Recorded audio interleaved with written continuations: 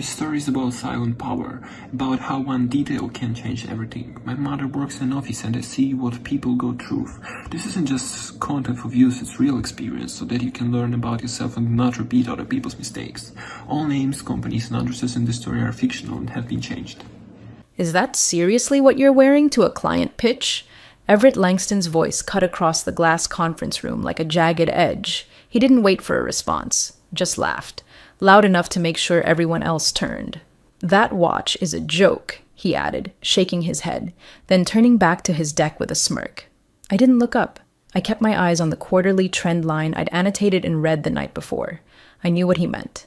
My Omega, worn from time, the bezel slightly nicked at the 11 mark. Not some new smartwatch or designer flex, just steel and memory. Two associates chuckled. One whispered something about thrift store chic. I finished my note, capped the pen, and pushed my chair back. The slide on the screen behind Everett was wrong. 2 merged accounts hadn't been reconciled. The totals were off by $500,000, but I didn't correct it. Not yet. Not for him. Before we go any further, if you're listening and enjoying this kind of slow burn strategic revenge, the kind where legacy, memory, and calm wins over arrogance, don't forget to subscribe and like the video. It really helps the team bring you more stories like this. Everett had no idea what that watch meant. None of them did. That watch had been in the room for billion-dollar decisions. It had seen my father ink deals long before Delvane merged, long before Boston became an afterthought to the glitz of New York. He gave it to me the day before his last conference in Lucerne. "You wear this," he said, tapping the scratched dial, "only when something really matters." I'd worn it every day since. I wasn't on billboards. I didn't show up in LinkedIn press photos. I wasn't part of the after-hours drinks with new VPs or their startup side-piece interns. I handled legacy accounts, quietly, cleanly, and without panic. I was the one they called when a $40 million hedge fund pulled out on a Friday and needed coaxing back before Monday open. When the crypto desk imploded 2 years ago, it was me who sat across from their compliance lead with a folder and 2 cups of black coffee and no drama. And I did it all from Boston. My office was half the size of a Manhattan broom closet, tucked behind the stairwell with a side view of a brick wall and a parking lot full of leased Lexuses. But my inbox was where red flags landed when they couldn't go public. I kept receipts. I kept relationships. And most of all, I kept my mouth shut until it was the right moment to open it. That week, something shifted. It started with a subtle drop, an email thread I wasn't copied on, then a calendar event I had no invite to. Renshaw and Miles, our longest-standing client, one I'd nurtured since their first private equity play, was now tagged in a deck Everett was building. The title, Strategic Renewal Pathways. The subheader, Transition Under New Leadership. I hadn't even spoken to Renshaw in a week. They usually called every other day. At first, I thought it was a misunderstanding. Maybe a new junior hire helping with research. But then I saw the deck in full. Everett had mocked up a whole transition plan. He hadn't even changed the historical projections, just slapped a new logo and called it innovation. That's when I made the call, not to Renshaw, to someone whose name still sent quiet ripples through rooms like ours. He wasn't just a client. He was the man who brought Renshaw into the firm in the first place, and he knew that watch. He introduced himself by correcting my pronunciation of intergenerational asset modeling. I'd been doing this for longer than he'd been alive, but Everett Langston arrived with the kind of arrogance you couldn't buy, unless, of course, your father was the EVP of strategy and you wore a blazer that cost more than my quarterly tech stipend. "Let's inject a little cultural liquidity," he said, grinning at the interns during his first department briefing. No one knew what that meant. No one asked.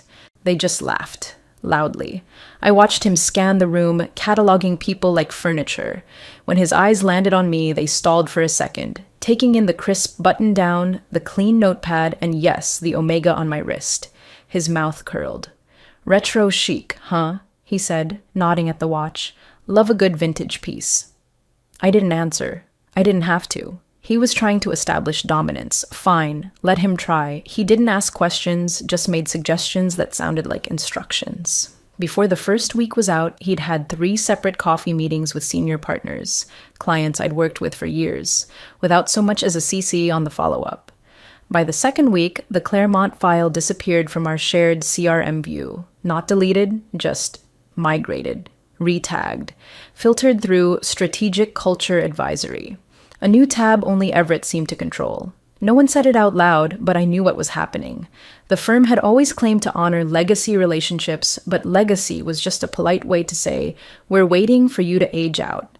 They didn't see value in experience unless it came with a TED Talk and a venture fund attached. He called his framework relevance by disruption. I called it PowerPoint overreach. The pitch decks he circulated looked sharp. Diagrams, gradients, some slick pseudo-academic buzzword trees. But the substance? Empty calories, thin logic padded with heavy fonts. And worse, he was using my data. That's when I saw it. A draft pitch labeled R&M Future Play, short for Renshaw and Miles, my client, my longest-standing client, the one I'd guided through 2 mergers, a tax audit, and a quietly shelved SEC investigation. The deck was already tagged internal approved. My name wasn't on it. In fact, it referenced past inefficiencies in regional advisement workflows. That was me. Regional advisement was Boston. My office, my clients, my work. No one had told me. I clicked through the slides, one by one. The graphs were wrong. One timeline had Q2 marked before Q1. The language was clearly AI-generated filler, saturated with nonsense like value-forward adjacencies and paradigm accelerators. I closed the file, sat back, looked at the omega. I hadn't thought about my father in weeks. Strange how grief sneaks up in administrative moments. He would have laughed at the phrase, head of strategic culture. But then he would have gone quiet, because my father never laughed twice at the same joke, especially not when it cost someone their footing. He'd built our Boston client base one meeting at a time. He taught me how to listen before I spoke, how to frame risk as calm, and how to tell when someone's smiling to distract from a knife behind their back. And Renshaw? That wasn't just any account. My father had landed it personally, 2 decades ago before Claremont took the reins. Renshaw had been a loyalty client, the kind who referred without being asked, who stayed through shifts and storms because they knew the person, not the firm, was watching their blind side. So I made one call. Quiet, direct, no emotion in my voice, not to Renshaw, to someone who still knew the smell of cigar smoke in a mahogany room, who remembered what the Atlantic bid cost, who still referred to my father as Bobby like no time had passed. He answered on the second ring. No small talk. "Who's pulling your strings these days?" he asked. I told him what I'd seen. I told him what Everett had written. He didn't say anything for a moment. Then he said, "I'm flying in Monday. Don't move." And he hung up. The invite never came, of course. Everett ran the calendar block through his assistant and flagged it private. Executive alignment, Tier 1 asset class. He even booked it in one of the downtown glass towers instead of our usual meeting suite, as if changing the venue might erase the people who built the relationship in the first place. I saw the event pop up anyway. He'd forgotten that I was still on the Claremont custodial distribution list, another legacy quirk no one bothered to disable, so I dressed deliberately that morning. Dark charcoal, clean collar, polished heels, and the Seamaster, worn just loose enough to catch the light. I arrived 10 minutes early and took the seat at the far end, where the caterers usually parked the coffee. The junior associate on duty looked confused, but said nothing. That's the thing about being underestimated for years. Eventually you master invisibility. Everett strutted in 5 minutes late, carrying his signature slate gray folio and a grin that didn't reach his eyes. He paused when he saw me. The flicker of surprise passed quickly. "Didn't realize you were on the schedule," he said with mock cheer. Then louder, for the room. "Glad you could join us for this little handoff." I didn't answer. I didn't need to. Roger Claremont entered behind him, flanked by 2 aides and a lawyer I vaguely remembered from his father's estate transition. He was taller than I recalled, sharper. His movements had that billionaire efficiency, calculated and clean, like he knew how much each blink cost in shareholder value. We exchanged a nod. He took his seat. Everett stood, cracked his neck dramatically, and clicked the remote. "Let's jump right in," he said, bringing up the first slide, some sleek nonsense titled Strategic Evolution and Scalable Culture. Slide 2 was a table of projected asset realignments. Legacy advisors are cute, Everett added. But to stay relevant, you need a framework that reflects current velocity. Roger wasn't looking at the screen. His gaze was locked on me. No, on my wrist. "Excuse me," he said, his voice cutting through the pitch like a scalpel. "Is that your father's Seamaster?" You could feel the oxygen shift. Everett paused mid-click. "Who's what?" Roger stood, actually walked, around the glass table, eyes never leaving my arm. "Robert Danton wore that exact watch when we closed the Atlantic bid," he said, more to himself than anyone else. "I was 16. The night before, your dad had me proofread the contract as a learning exercise. I was up till 2. The next morning, he handed me orange juice, put on that watch, and said, 'Some days, the gear you wear reminds you who you're doing it for.'" The room was silent.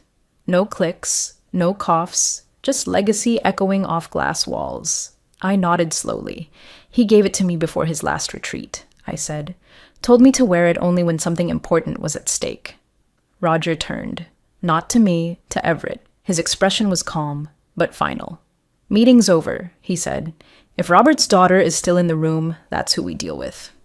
Everett didn't move, didn't breathe. Roger didn't wait. He left the room, motioning for his team to follow. One of them closed the laptop mid-slide. I watched the screen go black, and then, finally, turned the bezel on the watch. One click, just enough. Back at the office, the shift was instant. You could feel it in the way conversations stalled when I entered a room, how heads dipped just a little lower behind monitors. The laughter that used to echo from the glass-walled bullpen suddenly sounded tinny and too rehearsed. Everett passed me twice that Monday without a word. No smirk, no swagger, just the tight, awkward shuffle of someone who'd been told to keep his mouth shut. The third time, he took the stairs instead of sharing the elevator. His father summoned me late that afternoon. One of those half-smile, half-stern, just checking in kind of meetings. He poured water into a tumbler he didn't drink from and gestured to the chair across from his desk like I was there to confess something. "So, quite the reaction from Claremont," he said, adjusting his cufflinks. "Didn't expect the guy to get sentimental over a watch." I kept my face neutral. I answered the questions he asked. He laughed, a short, nervous chuckle. Sure, but let's be honest, that client's from a different era. Lot of emotion tied to legacy accounts. We've moved on, you know?" I nodded slowly. Noted. He didn't ask for more. By Wednesday, Everett's job description had been re-scoped. The internal email was vague, filled with corporate filler about new strategic explorations and expanded field-level opportunities. Translation, they moved him out of sight. My inbox, however, came roaring back to life. 3 dormant portfolios reactivated. 2 clients I hadn't spoken to in weeks reached out, directly, bypassing assistant filters. Someone even hand-delivered a printed thank you note to my desk from Claremont's legal team, but not all the attention was welcome. Friday morning, HR called me in, not my usual contact.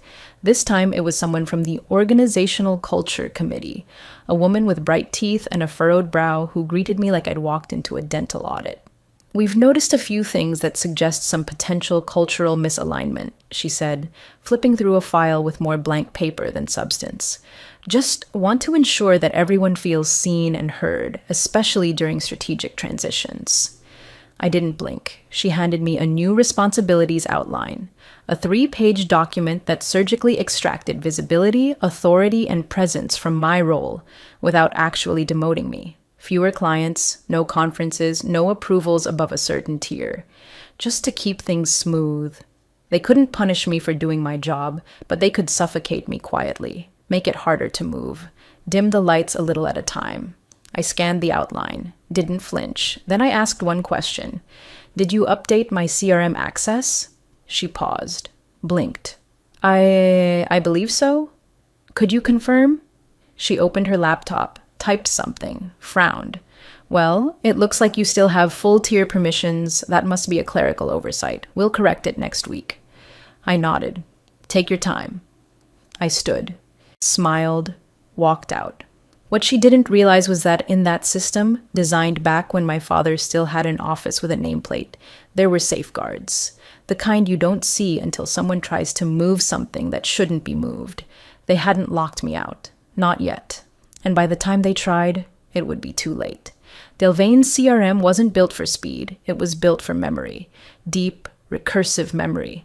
Every relationship traced back through decades of account lineage. Every client file was a living chain of permissions, notes, trust levels, and event logs, each nested like bone inside bone. I didn't need a password reset. I needed history. When my father still walked these halls, before acquisitions, before rebrands, before someone decided to put culture above competence, he and 2 other partners had insisted on one non-negotiable feature: custodial locks. Legacy clients weren't just accounts. They were relationships. If someone tried to move one without the right acknowledgement protocol, the system would flag it and freeze it. Most of the new team didn't even know the feature existed. It had been deprecated in the training deck. Quietly, of course. Everett's crowd never read past slide 3, but I knew where it lived. It wasn't in the dashboard, it was in the root archive, something they used to call the grove, because trees don't forget. I opened Claremont's client ID and pulled the access log. There it was, my name. Under the field, primary custodian. Status, active. Below that, 3 system alerts. Attempt 1, reassignment request from Everett Langston. Denied. Reason, custodian field lock. Attempt 2, internal routing override flagged. Denied. Triggered alert to compliance, silent copy. Attempt 3, CRM group share change requested. Denied. Timestamped log created. They'd tried 3 times, 3 different ways, probably under pressure, probably in a hurry. The system didn't care. The lock was old code, buried, but still loyal. I downloaded the audit trail, saved the full XML backup to a flash drive. Then I printed the last alert, the one triggered just a day before my HR meeting. At the bottom, a system note had generated automatically. Custodial reassignment requires dual acknowledgement. Custodian plus client authorization, and no one had mine. I leaned back in my chair. The hum of the office beyond my door sounded distant, like I was underwater. Phones ringing, heels clicking across tile, the smell of someone's burnt toast wafting in from the break room. They thought they'd erased me from the room. They hadn't realized I'd built part of it. Or, rather, my father had, and he'd taught me how to leave signatures without ever lifting a pen. I clicked through to one more screen, the cross-reference tab. There were 4 other accounts still marked under legacy hold, all tied to our Boston office, all with my name next to last verified custodian, and none of them had been touched yet. They'd tried to push me out with subtle demotions and half-hearted HR theater, but in their rush to elevate the loudest voice in the room, they forgot to sweep the foundations. And now the foundation was watching, and logging, and quietly resisting every move. The more they pushed, the deeper the system rooted me back into place. It wasn't just revenge, it was architecture, and they'd triggered it themselves. I scheduled the meeting with compliance like it was just another check-in. No subject line that screamed urgency, no exclamation points, no passive-aggressive per my last email. Just a calm request for 15 minutes and a neutral conference room, the kind where no one raises their voice and every sentence is followed by a pause long enough for legal counsel to interject if needed. When I walked in, I already had the folder ready, hard copies, cross-referenced, tagged, one for each of them, one for the records, and one for me. No USB drives, no screens, just paper, time-stamped and permanent. I didn't waste time. "This is Claremont's custodial chain," I said, sliding the top document forward. "This is my name listed as primary custodian. You'll see the last client authenticated verification 3 months ago, post-reconciliation review." They nodded. No interruptions. "Here," I continued, "are 3 system denial logs, attempts to reassign the file, all blocked, all logged, no secondary authorization on record. And here," I flipped to the next page, "is the clause from our client custodial agreement, section 12.4c, no changes permitted without dual approval." They leaned in. "And?" the senior compliance officer asked, voice measured. And Everett Langston presented a transition plan for that account without triggering proper reassignment protocol. He labeled the relationship as transitioning, without my involvement or client consent. She looked at her copy again.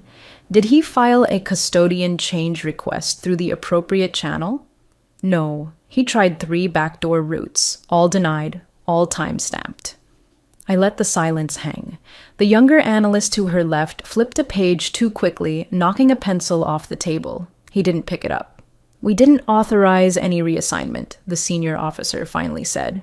"Correct," I replied, which means the transition plan wasn't just informal, it was in breach.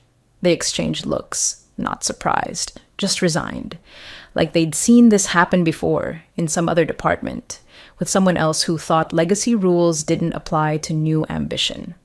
"Under the terms of that agreement," I said, "a violation of custodial status triggers an internal audit and opens a clause-based review of all related training procedures and management oversight decisions." Another page flipped. "Not to mention the financial clause," I added. "Per 12.4d, if a custodial breach occurs, the firm is liable for any client loss incurred due to unauthorized transition efforts. Claremont may not have acted on it yet, but the file exists.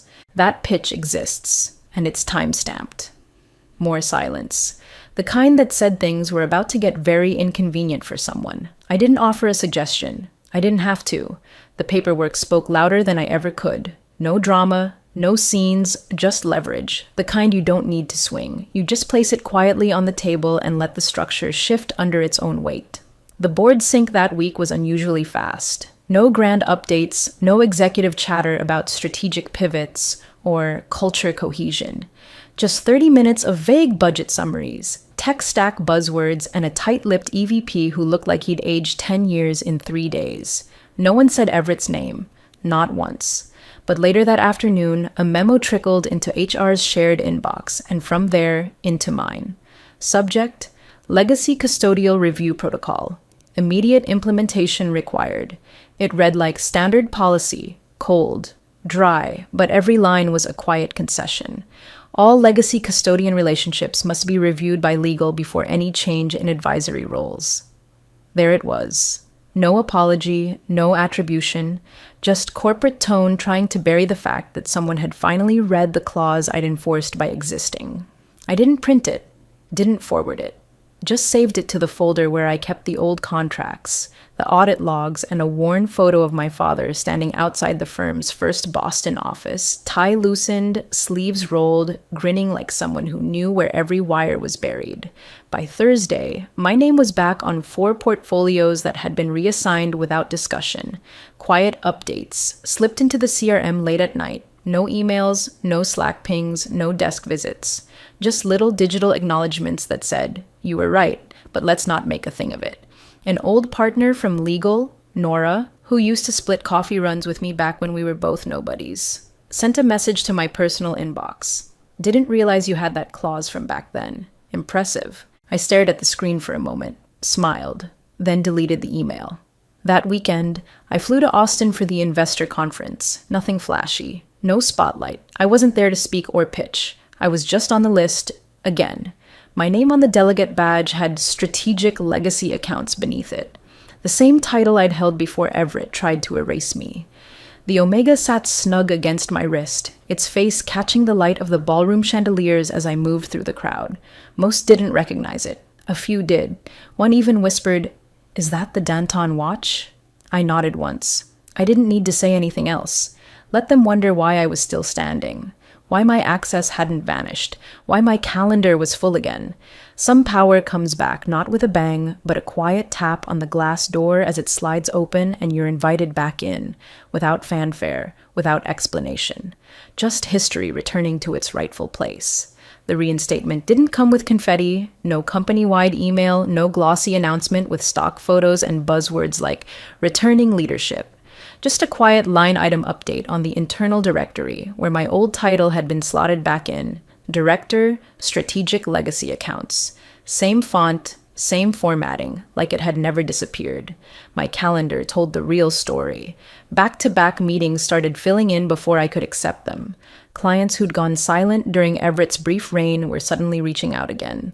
One of them, an energy executive from Denver, opened our call with, "I figured you'd be back." I hadn't even known I was gone.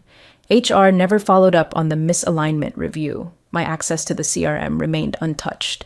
My travel budget, previously consolidated for optimization, tripled overnight. A quiet nod from finance, not even worth a signature. just a green light. My team too multiplied. 2 new associates, both sharp, both discreet. They asked smart questions and never once brought up Everett or what happened. I didn't either. As for Everett, he vanished the same way he entered, loud on the surface, empty underneath. The internal org chart replaced his name with a floating bullet that read External Strategic Ventures. Officially, he was exploring partnerships off-site. Unofficially, his LinkedIn went dark for a week, then reappeared with a brand new headline, Stealth Startup, Founder in Residence, Culture-Driven Innovation. No website, no contact info. Just a glossy photo of him in sunglasses on a rooftop, trying to look casual with a skyline behind him. I never clicked the link. I didn't need to chase public vindication. I didn't post a victory lap or call in favors or leak anything to the press. That's not how this works. Not when the room that tried to erase you suddenly starts rearranging chairs to make space again.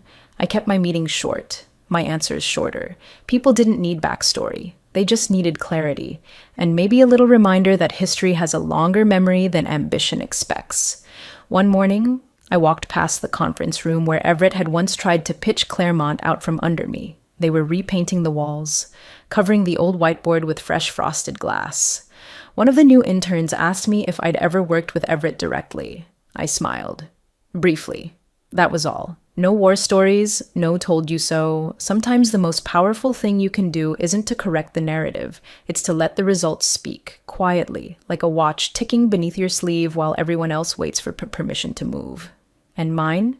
It never stopped. It was a Tuesday afternoon, late spring, and the conference room was too bright, sunlight bouncing off the glass table like it had something to prove. Across from me sat Jordan Claremont, Roger's cousin, freshly minted from Harvard Business School with all the polish and a touch of nervous energy. He'd brought no entourage, just a small notebook and a sleek Montblanc pen he hadn't used once. I didn't bring slides. I didn't rehearse a pitch. He already knew what this was. He asked a few questions, methodical, surface level, like he was testing how I responded more than what I said. I gave him clean answers, no flair, no jargon, just straight lines. You learn that with age. Not everything needs to be dressed in metaphor. About halfway through, he glanced at my wrist. Once, then again. He tried not to stare, but his eyes lingered. "Is that the Omega?" he asked finally, nodding at the worn band, the brushed steel, the quiet weight of it. I looked at it, then at him, and smiled. "It's not the watch," I said. "It's who remembers what it meant." He sat back in his chair. No follow-up, no grin, just a subtle shift in posture, shoulders eased, pen set down, tension gone. He nodded once and signed. No pitch deck, no slides, no promises wrapped in tech-laced buzzwords. Just history, just presence, just timing. He left the room with a handshake and a quiet thank you. No theatrics. I stayed behind for a few minutes, letting the silence settle back into the space. The firm wouldn't make a big deal of the account win. It would show up in the quarterly summary under retained assets. No one would mention that it had come through a meeting with no tech, no charts, no CEO, just a watch, and the memory of what it represented. I walked back to my office. The hallway was quiet.